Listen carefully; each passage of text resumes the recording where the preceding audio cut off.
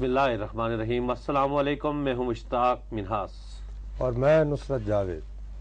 अपने प्यारे दोस्त मुर्तज़ा सोलंकी के कहने पर मैंने फ़ैसला किया था कि मैं तुम्हारी नक़ाली में बहुत चीयरफुली अपना आगाज़ में कहा करूँगा, लेकिन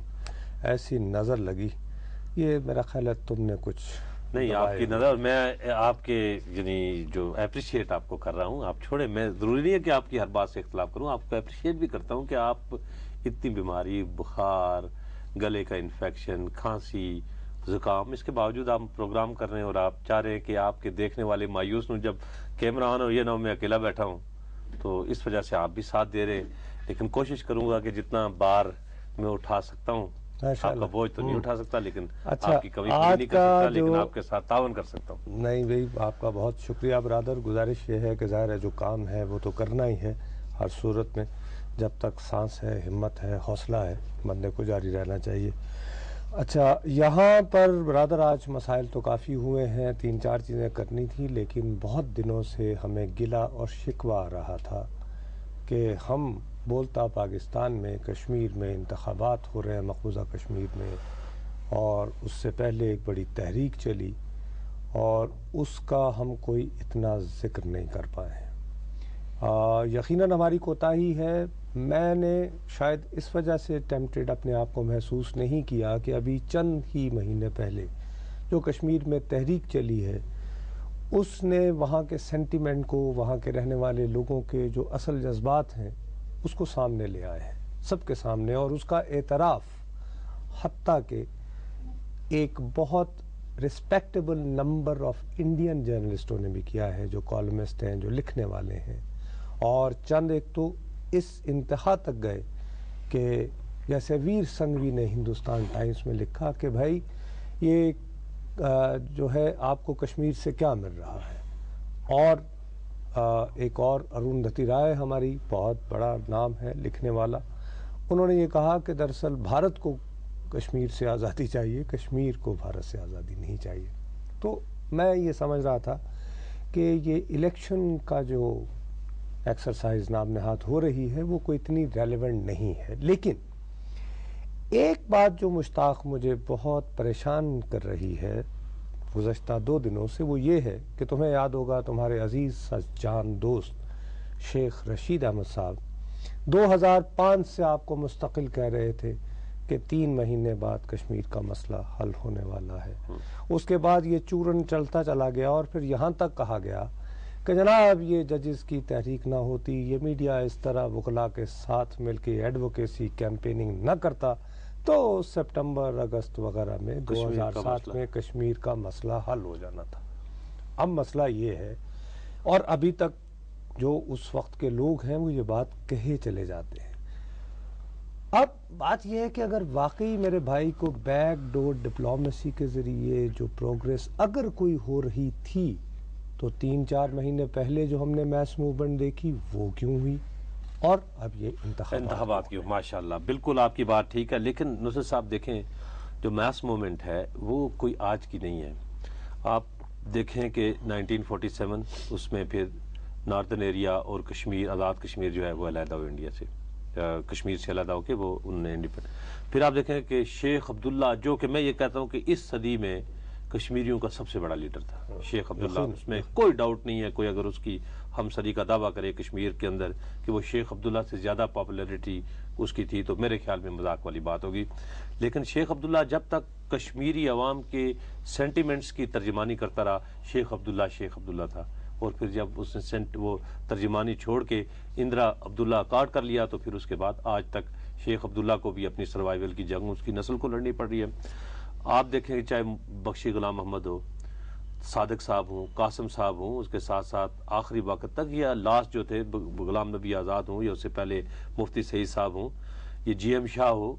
ये सारे जो इंडियन नवाज यानी भारतीय सियासत के फोल्डर के अंदर जितने लोग रहे,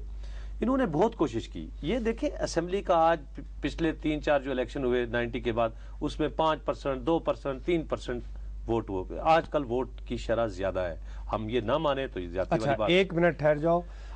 हमारे लिए ज़्यादा अहम बात यह है कि मौलाना फजलुर रहमान साहब जो कि चेयरमैन है कश्मीर कमेटी के, हमारे साथ लाइन पे हैं। अस्सलाम वालेकुम जी मौलाना। وعلیکم السلام ورحمۃ اللہ۔ جی آپ کا بہت بہت شکریہ مولانا، ہم آپ کو زحمت دی، اس وقت آپ کو جگا کے بات کر رہے ہیں، لیکن مسئلہ یہ ہے کہ آپ چیئرمین ہیں کشمیر کمیٹی کے،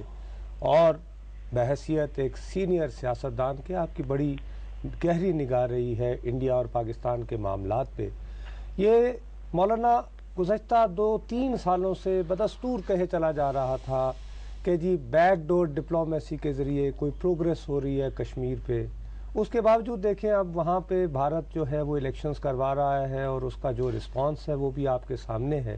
تو آپ کیسے دیکھتے ہیں مولانا اس ساری بات کو؟ خیر پچھلے دور میں ہماری کوئی بیک ڈور ڈپلومیسی نہیں رہی ہے، بلکہ جنرل مشرف صاحب نے تو بڑے اوپنلی یہاں پاکستان کی طرف سے انڈیا کو تجاویز بھیجی، اور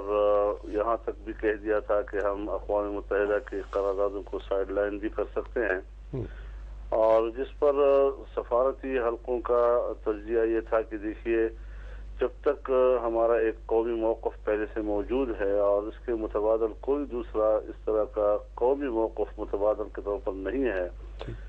ایک موقف کو تحلیل کر کے پھر دوسرا موقف شاید ہم قومی سطح پر حاصل نہ کر سکیں، اور اس طریقے سے اگر ہم یک طرفہ طور پر انڈیا کو سفارشات بھیجیں اور ان کی طرف سے کوئی رسپانس نہ ہو، تو اس کا معنی یہ ہوگا کہ یہ دو طرفہ اعتماد سازی کا عمل نہیں ہے، بلکہ یک طرفہ پاکستان کی کوئی ذمہ داری ہے کہ وہ نئی دہلی کا اعتماد بحال کرنے کی کوشش کرے۔ تو اس بنیاد پر غالباً میز پر ہماری پوزیشن مذاکرات میں بڑی کمزور ہو گئی اس سے۔ جی اچھا جی مولانا، آپ مجھے یہ فرمائیے گا کہ آپ، میں یہ نہیں کہتا کہ آپ کے جتنے اراکین ہیں، لیکن سر بحیثیت چیئرمین کشمیر کمیٹی آپ کو مثال کے طور پر طارق عزیز صاحب نے جو کہ اس وقت یہ ساری بیک ڈور ڈپلومیسی کر رہے تھے کو بریفنگ دی، یا آپ کو ویسے کوئی لکھت پڑھت میں سامنے آیا کہ جس سے آپ یہ اندازہ لگا سکیں مولانا کہ واقعی کوئی بات ہو رہی تھی، کوئی چل رہی تھی، بھارت کیا کہہ رہا تھا، ہم کیا کہہ رہے تھے؟ میں یہ نہیں کہتا کہ آپ وہ ریویل کریں، لیکن آپ کے نالج میں وہ لایا گیا ہے آپ کے یا جو آپ کے ساتھی جو ہیں اس کمیٹی کے اراکین؟ ہم نے بارہا یہ معلوم کرنے کی بھی کوشش کی کہ ہمیں بتایا جائے کہ ان تجاویز کے پیچھے پاکستان کی کیا حکمت عملی ہے، لیکن اس سلسلے میں ہمیں مسلسل جو ہے نظر انداز کیا جاتا رہا، اور پارلیمنٹ تک کو بھی نظر انداز کیا جاتا رہا۔ اتنا ضرور ہے کہ جس وقت میں انڈیا گیا تھا اور منموہن جی سے ہماری ملاقات تھی،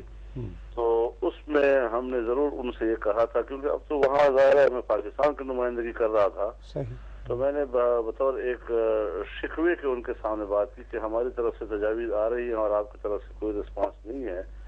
تو انہوں نے کہا کہ برملا اس طرح کی تجاویز دینا یہ ہمارے کانگریس کی نظر میں صحیح نہیں ہے،